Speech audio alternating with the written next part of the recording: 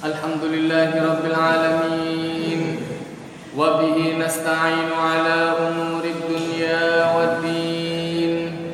Wassalatu wassalamu ala ashrafil anbiya'i wal mursalin Sayyidina Muhammadin wa ala alihi wa sahbihi wa man tabi'ahum bi ihsanin ila yaumiddin.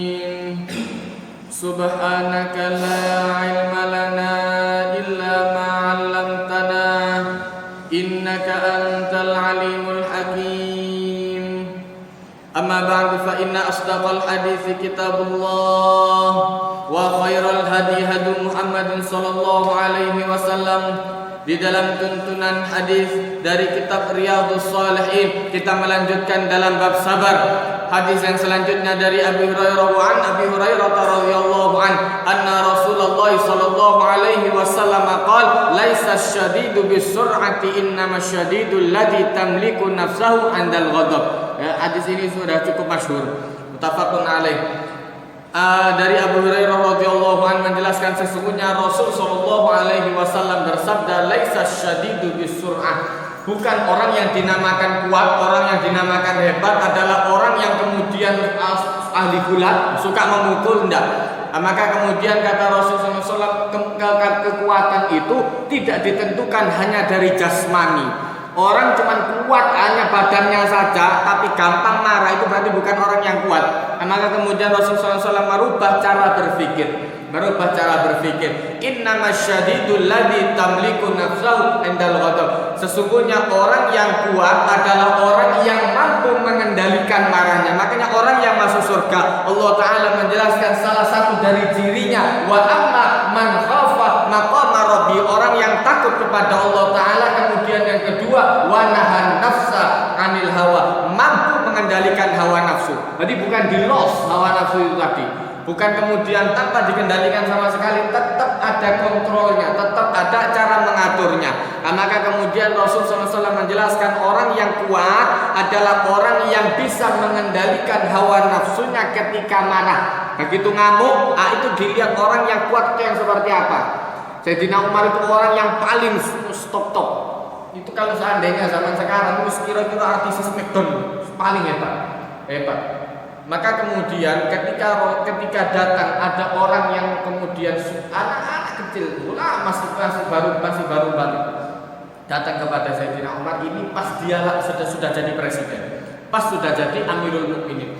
Begitu kelihatan Umar, maka anak ini ngomong kepada Umar, ya Umar, ittaqillah, wahai Umar, jaga takwamu kepada Allah Ta'ala. Itu coba gini, muhari tili begini, dan tebel ada ini gimana? Anak baru, anak kecil, pengerti apa? Coba gini ngomong kayak ngono. Biasa meremehkan itu tadi. Makanya kemudian meremehkan itu apa? Orang yang sombong. Kata Rasulullah SAW, bukan dinamakan orang yang sombong itu dengan pakaian yang medis luar biasa bagus, itu kayak ngono. Biasa orang bangga dengan pakaian itu biasa. Yang dinamakan orang yang sombong, batorul haq, menolak kebenaran, yang dikasih tahu benar tapi kemudian merasa dia lebih hebat, itu jenenge sombong. Batorul haq, orang yang kemudian menolak kebenaran, kemudian yang kedua ghamsun nas, dan meremehkan orang lain. Pun ngerti apa, hatta klambi luwe elek. Terus wong sing ngomong kowe ngono gak usah dirungokno. Iki sombong sih. Itu namanya sombong. Meremehkan orang lain, merasa bahwa diri lebih hebat daripada orang lain. Jatuhnya iblis bukan karena kemudian dia enggak. Jatuhnya iblis itu bukan kemudian maksiat yang luar biasa, enggak. Justru karena sombong. Karena sombong jatuh semua amal ibadatnya. Makanya kemudian seorang alim menjelaskan kesombongan itu bisa menghapuskan seluruh kebaikan yang ada. Orang yang berbuat baik ini terjadi. Diceritakan oleh Rasulullah SAW bahwa ada orang yang alim pada masa Bani Israel, ada orang yang alim luar biasa pada masa Bani Israel. Ketika dia jalan sampai di tengah jalan, karena dia merasa orang yang luar biasa, karismatik, dilihat oleh orang-orang ini. Kok zaman saya kiai keramat juga, kiai keramat. Sampai kata Rasulullah SAW, orang ini kalau jalan dinaungi oleh awan, mulai hampir kayak Nabi. Kalau jalan dinaungi oleh awan, subhanallah. Wong sangare kowe ngono. Begitu kelihatan ada seorang pelacur, diceritakan oleh Rasulullah SAW, ada seorang pelacur jalan mendekat kepada dia. Pelacur ini mengharapkan kalau seandainya saya dekat dengan orang alim ini, mudah-mudahan diduakno tobat atau diduakno pus pokoknya oleh paling anda setidaknya saya dapat cipratan barokah dari orang ini tadi. Mudah-mudahan dengan orang ini saya bisa diampuni oleh Allah Ta'ala. Begitu pelacur ini mendekat kepada orang alim, subhanallah, biasa ngeremeh, kadang-kadang metu penyakit kayak ngono, kadang-kadang ngono. Begitu kemudian dekat, setelah pelacur ini dekat, kata orang alim ini tadi, enyah, ngingkiro, percuma. Anda tidak usah dekat-dekat sama saya, jangan sampai saya diadab sama Allah Ta'ala karena dekat sama Anda. Lo itu lo mau. Jadi ada kalanya orang yang sampai pada makom tertentu harus berdakwah kepada orang yang rusak, harus. Karena tidak iso tidak kena orang itu. Jadi jangan kemudian kita menilai bahwa orang yang alim, lantas kemudian berdakwah di pelacuran, kemudian dinilai sebagai orang yang buruk. Tidak, dia kok katut. Nek kalau sudah sampai pada makom tertentu harus. Maka kemudian kata orang, jangan sampai saya diadab sama Allah Ta'ala gara-gara kamu. Subhanallah, Allah Ta'ala marah karena omongan seperti itu. Kemudian barokahnya orang ini ditarik semua oleh Allah Ta'ala, dipindah kepada pelacur yang tadi. Dosanya pelacur itu diampuni semua oleh Allah Ta'ala. So wani protes. Iku makanya orang jangan terbiasa meremehkan orang lain. Oh, yang ngomong cuma orang kayak gitu. Itu mau. Itu ciri-ciri meremehkan seperti itu. Belum apa-apa, percuma di rumah ustaz kayak ngono modele. Ustaz modele kayak ngono itu mau. Kebiasaan meremehkan orang lain itu yang tidak baik. Makanya kemudian Rasul sallallahu alaihi wasallam itu suka merubah cara berpikir seseorang. Imam Abdul Hasan Asy-Syadzili. Imam Abdul Hasan Asy-Syadzili itu tokoh wali luar biasa, orang alim luar biasa. Kata Imam, dia suatu hari dia berdoa kepada Allah Ta'ala, munajat, ya Allah, siapa orang yang akan menemani saya di surga? Yakin dia ini menuju surga, semua alim luar biasa. Siapa orang yang akan menemani saya di surga? Subhanallah. Allah Ta'ala memberikan mimpi.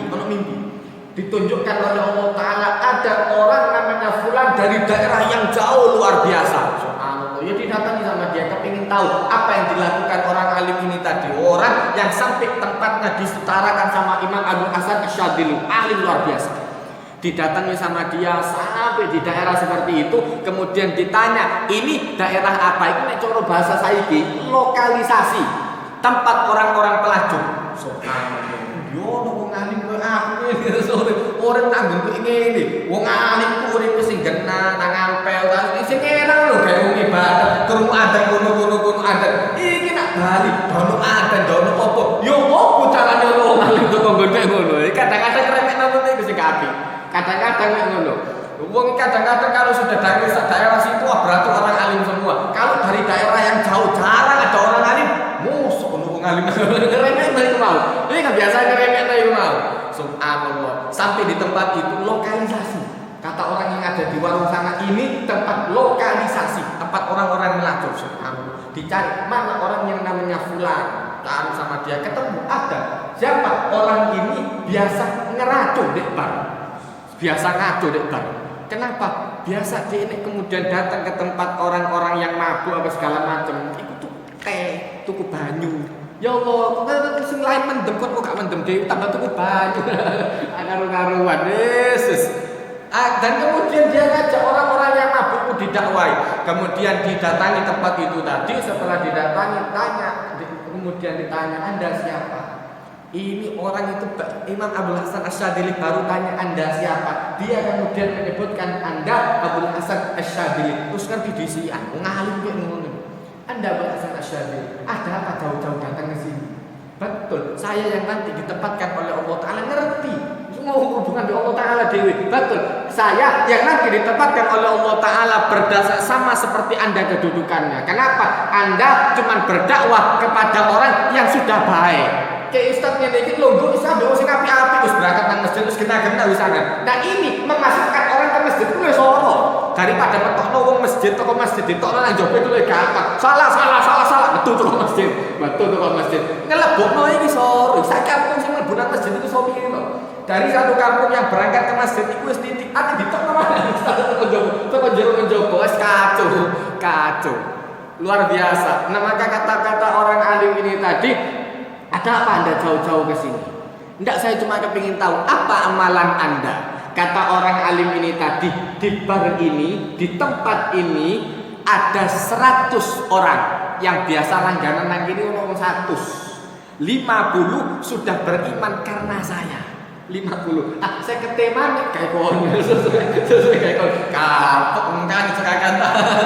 Yesus. Akhirnya kemudian berdoa sungguhan ya Allah, kalau memang betul saya wali, mudah-mudahan orang yang melihat saya langsung beriman kepada Allah Ta'ala subhanahu ketok ngalim. Makanya kemudian wali itu cirinya adalah orang yang ketika Anda lihat dia mengingatkan Anda kepada Allah Ta'ala. Duduk ditelungin ganteng ya durung apa-apa gantengnya dhisik. Kalau dilihat langsung mengingatkan Anda kepada Allah Ta'ala subhanallah, Masya Allah. Itu langsung mengingatkan, itu berarti wali. Itu berarti wali. Nah, maka kemudian Allah Ta'ala kemudian dijelaskan di dalam hadis ini, orang yang kuat bukan orang yang jago gulat, itu cuma dari segi fisik saja. Kalau semua orang patokannya dari segi fisik, orang itu bakal kekar-kekaran. Terus apa? Semua yang kemudian tidak cocok sama dia dilawan. Kenapa? Karena patokannya adu kekuatan.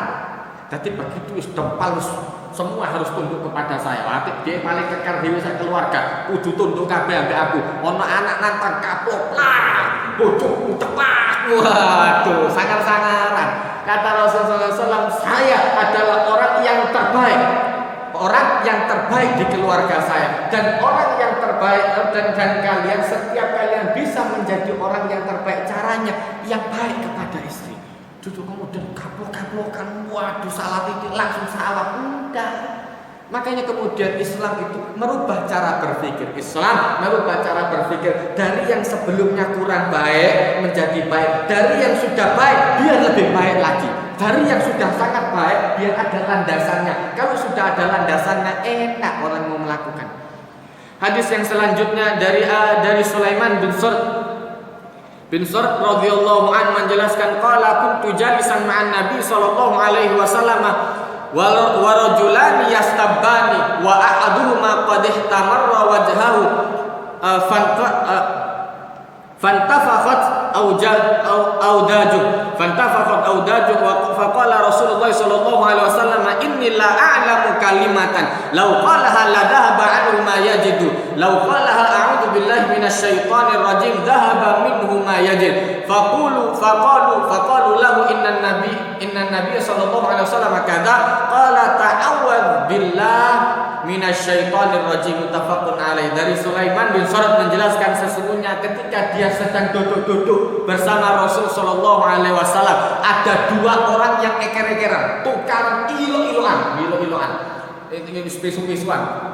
Akhirnya kemudian salah satunya sampai kemudian merah wajahnya, saking ngamuknya sampai wabang luar biasa, merah mukanya, dan kemudian sampai keluar urat-urat ngedeng kabeh karo kadung ngilokno wong iku wis entek bersih kebun binatang di absen kabeh wis kena luar biasa. Akhirnya kemudian kata Rasul sallallahu alaihi wasallam, saya mengetahui satu kalimat. Kalau seandainya dia mengucapkan itu akan hilang kemarahan itu tadi. Caranya bagaimana? Lau qalaha a'udzu billahi minasyaitonir rajim. Coba tinggal ngomong a'udzu billahi minasyaitonir rajim. Berlindung kepada Allah Ta'ala dari godaan syaitan. Kenapa? Syaitan itu dalam riwayat yang lain Rasulullah SAW menjelaskan sesungguhnya syaitan diciptakan dari api. Dan sesungguhnya air itu bisa menangkal api. Makanya wong ngamuk kok wudu, gak gelem wudu raut pun. Arek nang sekolah niku wis ngamuk wae kira-kira ambek koncone tak cukup banget kok jeding diraut tok. Nunggu anteng. Ya sih rada mangkel itu biasa. Tapi setidaknya omongan-omongan yang jelek itu hilang. Kenapa? Ya itu mau gawe ngilangi syaitan, untuk menghilangkan syaitan. Kalau seandainya suruh ta'awud billah, suruh a'udzu billah, kadang-kadang dikon ngomong sing ngamuk di sana. Wong enggak kelebonan ngomong ada ngamuk di. Kon kira nang kelebonan tambah dadi musuh jadi. Ganti musuh ae sing asli musuh sing arepe akhirnya kemudian kene pengin nyelang ngomong a'udzu billah, kon kira nang kelebonan setan. Tambah ngamuk balik tuh, ya Allah. Wis ngono iku repot. Kalau seandainya tidak bisa, duduk. Kalau masih marah, kemudian apa? Berbaring. Berbaring. Kalau masih dalam keadaan marah, wudu bisa ngilangin setan. Kenapa? Iku ngamuk. Begitu orang marah dikendalikan oleh setan. Makanya kemudian sebetulnya di dalam tubuh kita ini ada sesuatu yang kemudian bisa kita ini bisa melakukan sesuatu yang di luar nalar. Dan itu caranya harus kemudian membangkitkan alam bawah sadar. Nah, ini sing kebiasaan biasa hipnotis kayak ngono. Contoh paling gampang. Wong nek wis adus, sudah agak berumur, ya kan? Kemudian untuk jalan saja itu kadang-kadang agak repot. Tapi begitu diober anjing melayu, teman-teman. Begitu diober anjing, ya Allah anjing melayu. Begitu tutup jopo. Ternyata iso melayu. Kadang-kadang enggak sadar. Dia bisa disadarkan, kekuatan seperti itu bisa keluar. Maka orang kalau sudah marah, ngantem lemari jebol temenan. Iki ngantem jebol percaya. Karena memang masih ada kekuatan seperti itu. Dan itu biasanya kalau sudah blank seperti itu alam bawah sadar, itu dikendalikan sama setan. Iku ono ilmune. Makanya kemudian Rasulullah itu melarang orang kalau sudah dalam keadaan marah terus nambah deh dalam keadaan berdiri terus kemudian tanpa melakukan sesuatu dalam tindakan sama sekali ngadeg terus ini tak deloki terus tambah salah nunggu tak usah kan deloki terus ngadeg langsung nunggu duduk kemudian berpaling dari orang yang dimarahi tadi terus nyingkir aman. Kenapa? Targetnya setan ke orang itu. Kalau Anda depi terus, tambah makan, tambah tak delok wong ngene. Ayo tambah kemudian dirokok sama setan. Makanya Rasulullah itu kalau seandainya ada orang saling dipisah, jangan sampai saling melihat. Kenapa? Itu caranya setan. Terus, begitu kemudian orang saling tatap muka, kon lho ndelok aku si anak. Setan terus terus mari. Noleh ngadep ke tempat yang lain aman. Tercerita mari aku mau tidak salah. Nah kan baru kemudian dasar ngamuknya akan keluar. Tapi kalau masih kelihatan ke orangnya kita mari kere-keran terus tak selesai. Begitu sudah noleh aku gak salah apa langsung ngedo omongan itu. Aku gak salah apa mau moro-moro melaku jejeg. Langsung omongan seperti itu langsung keluar. Begitu kemudian mereda baru kemudian orang itu lebih ditenangkan lagi. Caranya seperti itu. Jadi untuk kontrol emosi pun Rasulullah itu sudah tahu caranya. Terus dhisik durung muncul pelajaran alam bawah sadar terus diajari kabeh Rasulullah. Sudah diajari. Karena Rasulullah sudah tahu begitu orang blank itu mudah setan untuk masuk dan itu yang dikendalikan sama setan. Setan itu bergerak kemudian dari mata, dari mulut dan dari telinga. Sik ngomong kadang-kadang sik ngomong tak kepilih nanti ngomong mana masih membela diri lagi tahu ada. Makanya kemudian untuk mata, telinga dan mulut ini dijauhkan dari orang yang dimarahi tadi. Kenapa? Ini masih bisa terus dalam terus melakukan kemudian apa ya mau dipindah dari kemudian yang aslinya saling mantel ilo-iloan diganti a'udzubillah. Ini caranya. Cuma cara a'udzubillah iki mau sepertinya paling sulit. Makanya di hadis yang lain Rasul itu mengajarkan untuk duduk dulu. Kenapa? Orang dalam kondisi marah dikongkon ngomong sing lain ndak iso. Karena pikirannya dia full ke orang itu tadi. Sik ngamuk si anak. Disuruh ngomong yang lain ndak iso. Wong sik ngamuk sik kere-keran apa kon jak dagang. Wah ndak iso. Iki mau regane piro? Gak ngurus. Aduh. Kok tambah diseneni, tambah salah. Kemudian disuruh duduk, tindakan dulu yang dilakukan duduk, tak bisa berbaring, kemudian wudhu, baru kemudian bisa auzu. Ini mau. Makanya kemudian ini kalau para ulama nata ini ada di jalur paling terakhir. Kenapa? Sepertinya ini yang paling sulit. Kemudian dari hadis yang lain dari Mu'adz bin Anas radhiyallahu anhu, anna Nabi sallallahu alaihi wasallam qala man kadhama ghaidhan wa huwa qadirun ala an yunfidhahu da'ahu Allah subhanahu wa ta'ala ala ru'usil khalaiq yaumal qiyamati hatta yukhayyirahu minal huril 'aini ma syaa rawahu Abu Dawud Tirmidzi. dari Mu'ad bin Anas radhiyallahu anhu menjelaskan man kadzama ghaidhan, Rasul SAW bersabda, orang yang mampu menahan amarah, barang siapa yang mau menahan amarahnya, ngempet ngamuk, wa huwa qadirun ala ayyun fidahu, dan dia mampu untuk meluapkan amarahnya. Iki sejame wong licik. Ono wong licik wong saking aku sabar padahal wedi. Iki ndak. Memang niat aku ngomong maling tak cepro temenan. Wong iku ngomong maling tak cepro temenan. Ati kowe ngono ngelama-ngelama kan. Dia mampu untuk meluapkan amarahnya, tapi ditahan amarahnya itu tadi. Da'ahu Allah subhanahu wa ta'ala ala rusul khalaik. Nanti pada hari kiamat dipanggil oleh Allah Ta'ala di hadapan semua manusia. Kemudian dia diberikan pilihan bidadari, langsung milih dengar pimoto. Kenapa kok kemudian yang diajarkan begini orang laki? Kemudian tujuannya untuk orang laki, karena wong lanang yang potensi besar untuk ngamuk. Dan itu potensi besar ini tadi, potensi besar untuk ngamuk ini tadi, kemudian ada efek ke tempat-tempat yang lain. Wong wedok itu nek ngamuk paling nyawa panci, kompor, mana? Pokoknya sing enteng-enteng. Tapi nek wong lanang kursi meja itu iso keangkat kabeh. Lemari usah taruh. Luwih keren banget. Potensinya untuk orang laki itu lebih bahaya. Makanya Rasulullah tahu potensi untuk orang laki lebih bahaya. Orang perempuan dinasehati apa? Jangan suka ngambul. Biasa ngambul. Nah itu ngambul juga api. Sama. Orang perempuan kalau marah dengan urusannya dia sendiri, kadang-kadang semangat, sendak api, miso-miso dewe. Cuma kan efeknya tidak terlalu besar untuk barang-barang di rumah. Tapi kalau orang laki itu efeknya besar untuk barang-barang di rumah itu. Nanti bojone nyawat centung, dia duduk nyawat centung, sak timboe, sak isine, sak kabeh bubur. Kon kira ana gaso ngamuk. Iku lebih bahaya loh. Malah nang nek kamu lebih bahaya karena tenaga itu akeh. Makanya kemudian yang diajarkan sama Rasulullah, orang yang mampu menahan amarah, padahal dia mampu untuk meluapkannya, nanti dipanggil oleh Allah Ta'ala, disuruh milih bidadari. Mangkel lebih bojo muda apa coba diganti bidadari saken-aken Allah Ta'ala.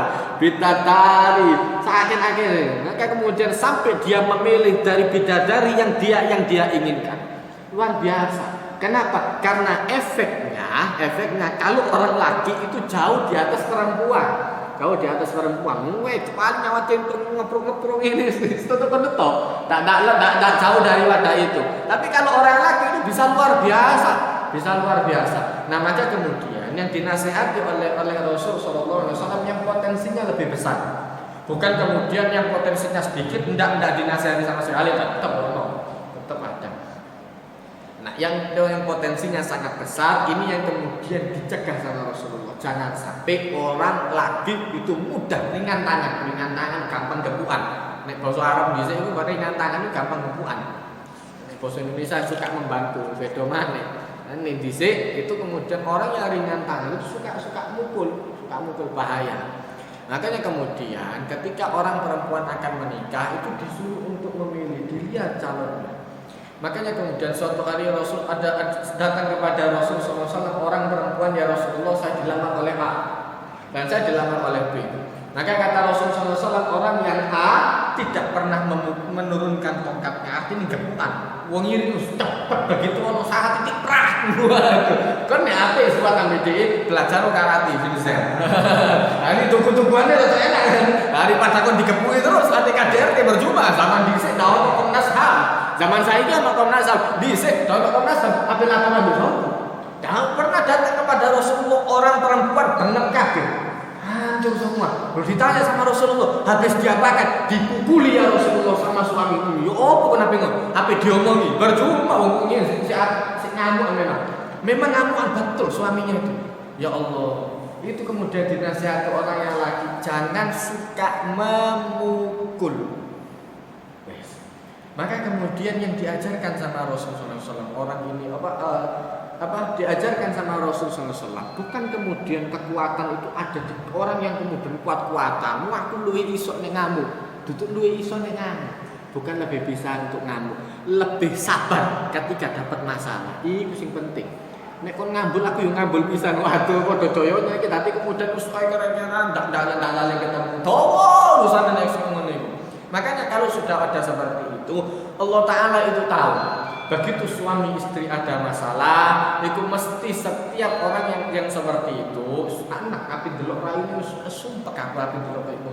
Maka Allah Taala mengajarkan fab'atsu hakaman min ahlihi wa hakaman min ahliha. Ada juru bicara di sini dan ada juru bicara di sini, juru damai yang dua-duanya otaknya sama-sama dingin.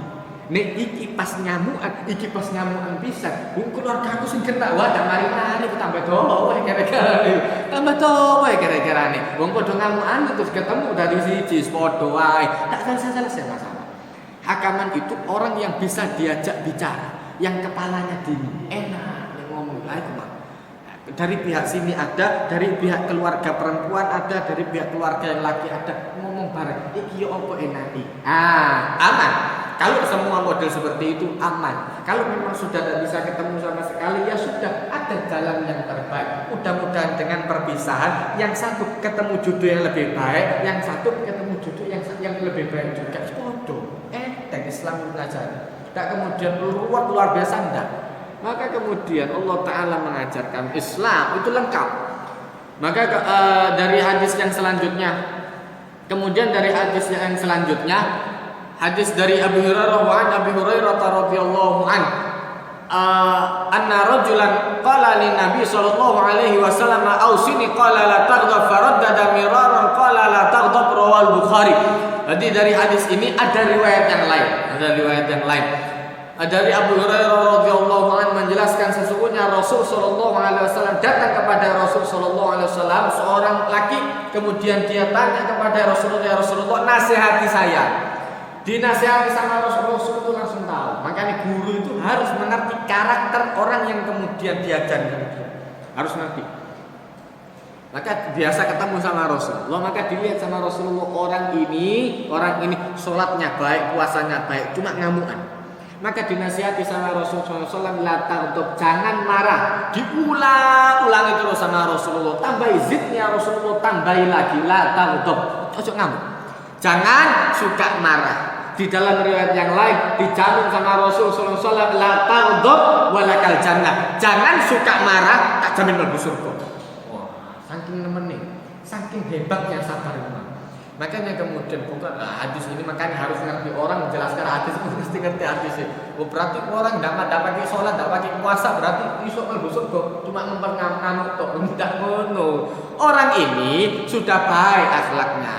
Cuma kari ngamukan tok. Dia sudah baik sama orang lain, sudah baik, cuma nek diganyang langsung murung, langsung bang. Waduh, sembayangnya kena. Lah wong kayak ngene, kalau seandainya masuk masjid, wah kira-kira ngambil uang. Kemana ketemu jamaah-jamaah terus diganyang-ganyang ngambil pompong, ya Allah, langsung murung debes. Waduh, iku tambah repot. Maka kemudian diajari sama Rasulullah, la taghdab. Jangan suka marah, tak jamin mlebu surga. Tak jamin masuk surga. Kenapa? Luar biasa. Itu butuhnya orang-orang yang kemudian masuk ke surga.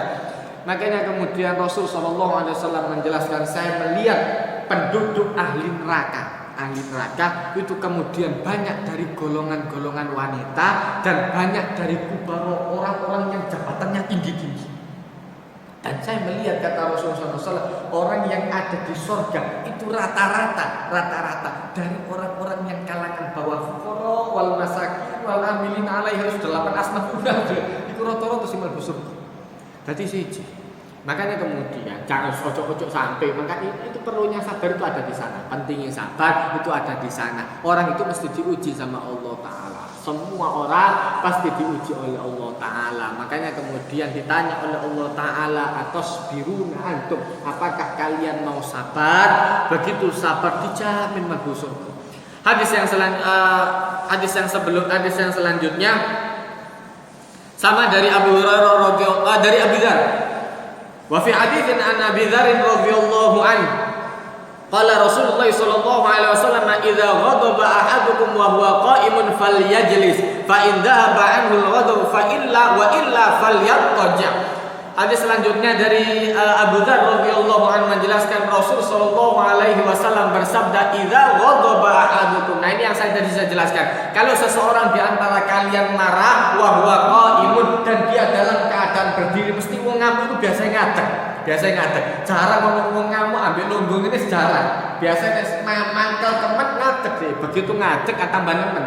Makanya kemudian syaitan itu tajri alal insan majrad dam, tajri ala bani adam majrad dam. Syaitan itu bergerak lewat pembuluh darah. Cepat. Begitu kita ngamuk langsung sek ke mulut kabel langsung. Makanya kemudian orang yang marah dalam kondisi berdiri disuruh duduk sama Rasulullah SAW, falyajlis fa indah, kalau seandainya sudah selesai hilang marahnya sudah selesai.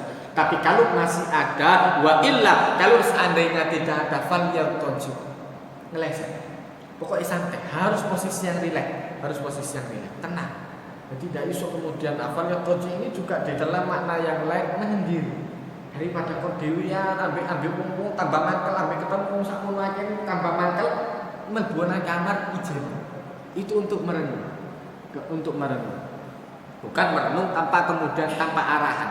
Tetap dengan arahan. Terus nek ngamuk terus dijaluk ambek abane, jangan cek ngamuk dhisik. Wah, mari-mari nek ngono carane. Dinasehati. Sedina rong dina sampai seminggu sik ngamuk koyo ngono sik anan ya iku sing error wonge.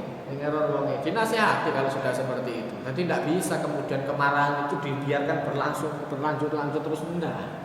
Tetap harus dihilangkan. Ngilangi setan itu angel. Justru orang yang ngelang itu potensi luar biasa untuk dimarahi juga. Dibalang bisa. Kau usah nasihati aku.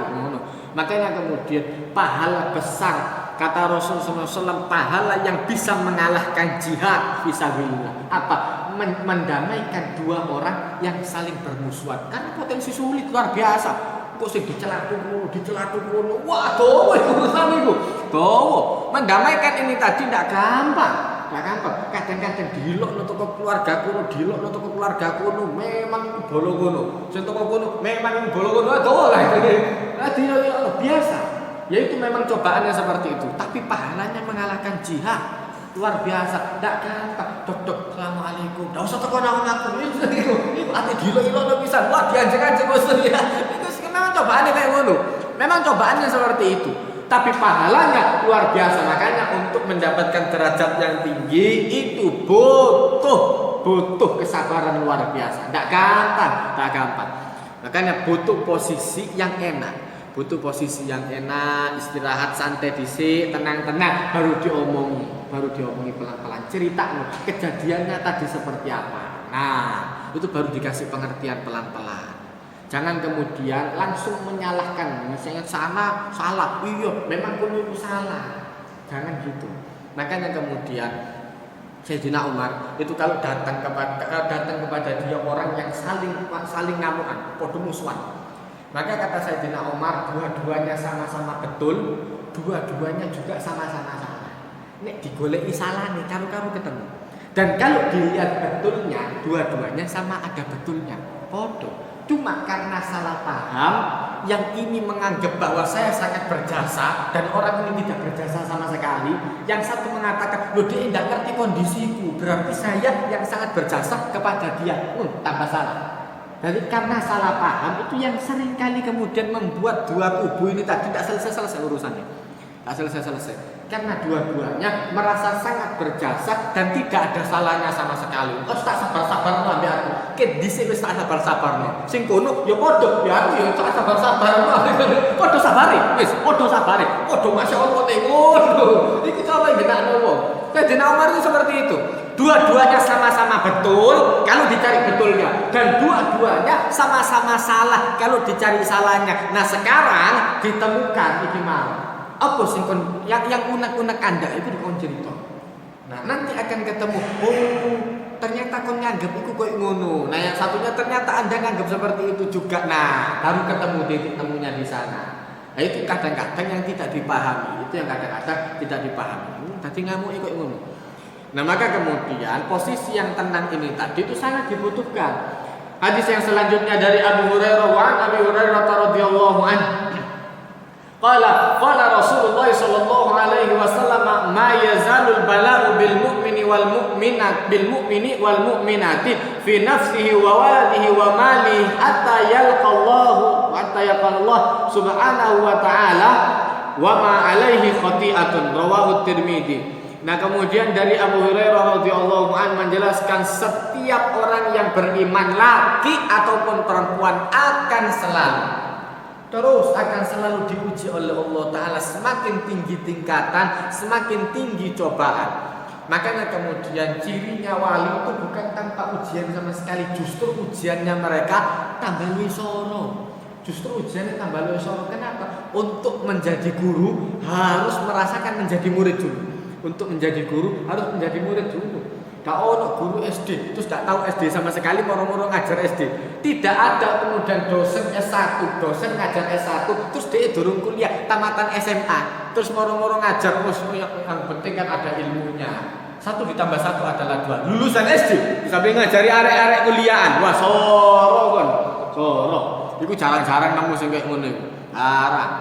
Makanya harus melewati cobaan yang jauh lebih daripada anak ini tadi, baru dia kemudian bisa ngajari sabar. Kudu dicoba diisi. Makanya kemudian tidak mudah untuk menjadi seorang wali. Tapi Allah Ta'ala menjelaskan, inna awliya Allah, sesungguhnya wali Allah Ta'ala la khaufun alaihim wa lahum yahzanun. Mereka tidak merasakan takut dan tidak merasakan sedih. Kenapa? Ngerti semua itu datang daripada Allah Ta'ala. Dan begitu kita uang, subhanallah, perasaan ndak enak ambil uang kayak gini mau. Iki ndak suwe ke anifiro, cepet ngerti.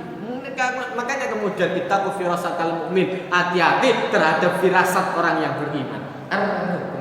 Orang alim itu kelihatan saja sudah tahu. Ini orang wataknya keras luar biasa. Ketemu bojo nih, wataknya sama-sama keras. Ih, kayak ane ndak suwe wong kayak ngene iki.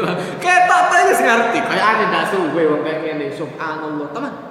Nah, itu yang kemudian diolah. Ini yang kemudian diolah. Tapi orang alim itu tahu, ini sebetulnya baiknya seperti ini. Makanya Allah Ta'ala itu kalau atur luar biasa.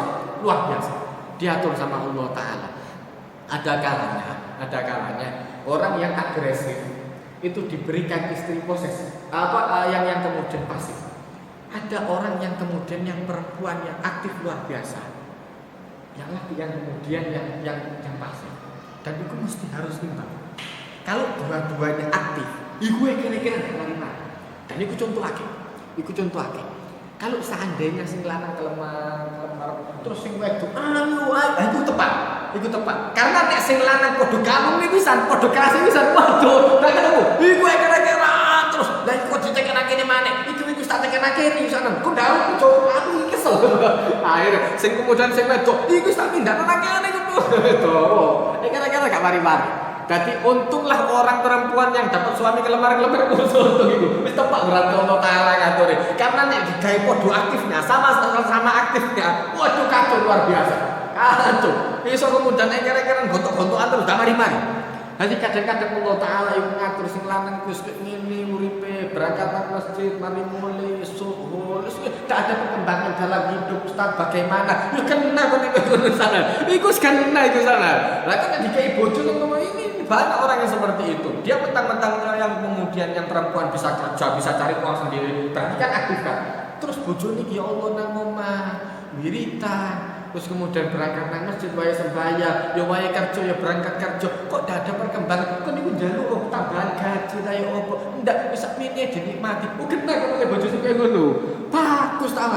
Kenapa? Kalau suami Anda model seperti direktur dan kon model kayak ngono, padha-padha direktori. Wah, kira-kira terus iki wae. Iki nek sing wedok direktur, sing lanang direktur bisa wah kira-kira ndak mari-mari. Tapi kalau seandainya yang laki itu kemudian rodok merendah itu pasti kemudian rodok kelemar-kelemar api. Dan kemudian kadang-kadang dibuat seperti itu sama Allah Ta'ala. Kenapa? Kalau dua-duanya sama-sama agresif, ada potensi ke sana. Kecuali orang yang memang diberikan oleh Allah Ta'ala bisa mengatur, atau ada keluarga yang bisa mengatur. Nah itu siji, kadang-kadang dikasih sama Allah Ta'ala. Ono wong sing wedok sing tipene grasa grusu, sing lanang tipene yo grasa grusu pisan, kok padha iku wong loro iki. Nah tapi kemudian dua orang ini punya keluarga yang kepala dingin. Begitu kira-kira kemudian diangkutkan lagi, tidak ada masalah. Allah Ta'ala itu ngatur jodoh itu sangat luar biasa. Diatur sama Allah Ta'ala. Jadi maka kemudian ada kalanya seseorang itu diuji oleh Allah Ta'ala kepada dirinya. Ada orang yang diuji oleh Allah Ta'ala untuk dirinya kuat, ambil awal diri kuat deh. Tapi begitu kena ke anaknya, wah langsung menyesal luar biasa. Kenapa kok tidak ke saya? Ada kalanya dikasih sama Allah Ta'ala ke anaknya. Kenapa? Tidak semua itu kekal. Tidak semua itu kekal. Semua akan menghilangkan kalau kita tidak meninggalkan atau kita yang ditinggalkan. Nek barang itu tidak kini sih meninggalkan, kita yang meninggal kemudian meninggalkan barang-barang ini yang meninggalkan kita. Bangkrut dulu wayahi, pecah disik dulu wayahi. Dulu dia meninggal barang terus pecah, padahal kesayangan Yesus itu mau. Itu tadi. Maka kemudian seorang mukmin itu akan selalu diuji oleh Allah Ta'ala kepada dirinya, atau kepada anaknya, atau kepada hartanya, sampai bertemu kepada Allah Ta'ala wa ma alaihi khoti'ah. Kemudian dia bertemu kepada Allah Ta'ala tanpa dosa sama sekali. Kenapa? Yaitu tadi, sampai orang kecucuk. Itu kemudian di dalam riwayat hadis yang lain, sampai orang yang kecucuk kesusupan kepreset nadalan, langsung ngilokno. Nek sembarangan kayak gini, bisa jadi itu untuk menghapuskan dosa Anda. Kadang-kadang kan tidak ngerti. Begitu kayak kemudian itu sembarangan nggak gini. Kadang-kadang kalau kucing kan nang sandal ya mau tak tepak belas kucing langsung ngomong berarti langsung ngui semua sembarangan kayak gini. Lalu kucing di sekolah, itu ngisi nang WC. Lu pun tidak sekolah itu aja ngisi nang tengah jalan. Itu kan kucing. Jenenge kucing, wong ngising sembarangan aja omane kucing. Omane kucing kan biasa itu. Itu untuk menghilangkan dosa. Dia dibersihkan pelan-pelan, disikat, diumbar kayak apa, enggak langsung hilang. Itu untuk menghilangkan dosa. Dosa yang lama dihapuskan, Anda nambah dosa yang baru. Tidak hilang. Dan dosa yang mau ya Allah. Kadang-kadang kesusupan ya Allah, sekali tidak tepat sama sekali. Kualitas kayak gini yo apa? Kok apa sama sekali? Itu untuk menghilangkan dosa. Kalau kita ngamuk, dosa itu datang lagi hilang, dosa yang lama muncul dosa sambat iki mau. Ya Allah, wong ape dilagi dosa be Allah Ta'ala kok tambah dosa maneh. Nah, maka kemudian ini ujian-ujian daripada Allah Ta'ala itu untuk menghilangkan dosa sampai bertemu kepada Allah Ta'ala tanpa dosa sama sekali. Kenapa? Dia sudah dihapuskan oleh Allah Ta'ala lewat cobaan-cobaan yang telah datang. Mudah-mudahan bermanfaat. Barakallahu li wa lakum fil Qur'anil azim wa nafa'ani wa iyyakum bima fihi minal ayati wa dzikril hakim wa taqabbala minni wa minkum tilawatahu innahu wal ghafurur rahim. Allahumma arhamna bil Qur'an waj'al lana imama wa nuran wa hudan wa rahmah. Allahumma dzakirna minhu ma nasina wa 'allimna minhu ma jahilna warzuqna tilawatahu ana al-laili wa atrafan nahar waj'alhu lana hujjatan ya rabbal alamin. Rabbana atina fid dunya hasanah wa fil akhirati hasanah wa qina adzabannar. Wa sallallahu ala sayyidina Muhammadin nabiyil ummi wa ala alihi wa sahbihi wasallam walhamdulillahi rabbil alamin. Wassalamualaikum warahmatullahi wabarakatuh.